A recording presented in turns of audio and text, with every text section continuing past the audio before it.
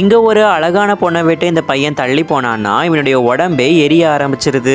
இவன் என்னதான் அந்த பொண்ணை விட்டு விலகி போகணும்னு நினைச்சாலும் ஏதோ ஒரு ஃபோர்ஸ் வந்து இவன் அந்த பொண்ணு கிட்ட தள்ளிக்கிட்டே இருக்குது. இப்பதான் நமக்கு கொஞ்ச நேரத்துக்கு முன்னாடி என்ன நடந்ததுன்னு காட்டுறாங்க.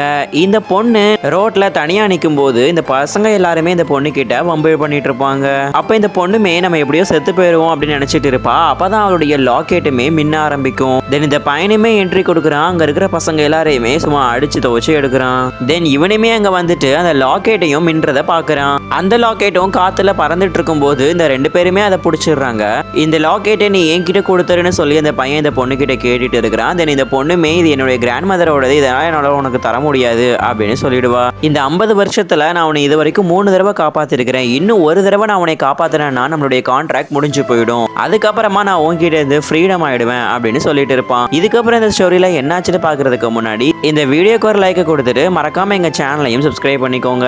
இப்படியே இவங்க சண்டை போட்டுட்டு இருக்கும்போது தெரியாதனமா அந்த லாக்கெட்டையுமே உடைச்சிடுறாங்க. இப்ப இந்த லாக்கெட்ல பாதி இந்த பொண்ணுடைய உடம்புலையும் மீதி அந்த பையனுடைய உடம்புக்கும் போயிடுது. தென் இவனுமே அதான் லாக்கெட்டே உடஞ்சு போச்சு, இனிமே கான்ட்ராக்டுக்கு வேலையே இல்லை, எல்லாமே முடிஞ்சு போச்சு அப்படின்னு நினைச்சிட்டு அங்கிருந்து ரொம்பவே சந்தோஷமா போகிறான். பார்த்தா திரும்பவும் அவனுடைய உடம்பு எரிய ஆரம்பிக்குது. அவன் இந்த பொண்ணுகிட்டயுமே இழுத்து வரப்படுறான். இவன் இந்த பொண்ணை விட்டு என்னதான் 3 மீட்டர் தள்ளி இருந்தாலுமே இவனுடைய உடம்பு எரிய ஆரம்பிச்சிருது.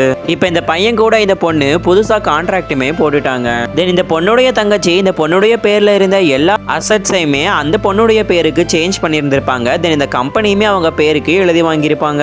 இது எல்லாத்தையும் தெரிஞ்சுக்கிட்டு தான் இந்த பொண்ணு ரொம்பவே கோவமா என்னுடைய ப்ராப்பர்ட்டிஸ் எல்லாம் எனக்கு திரும்ப வேணும்னு போய் கேட்பாங்க. பட் அந்த பொண்ணு கொஞ்சம் கூட மதிக்க மாட்டா.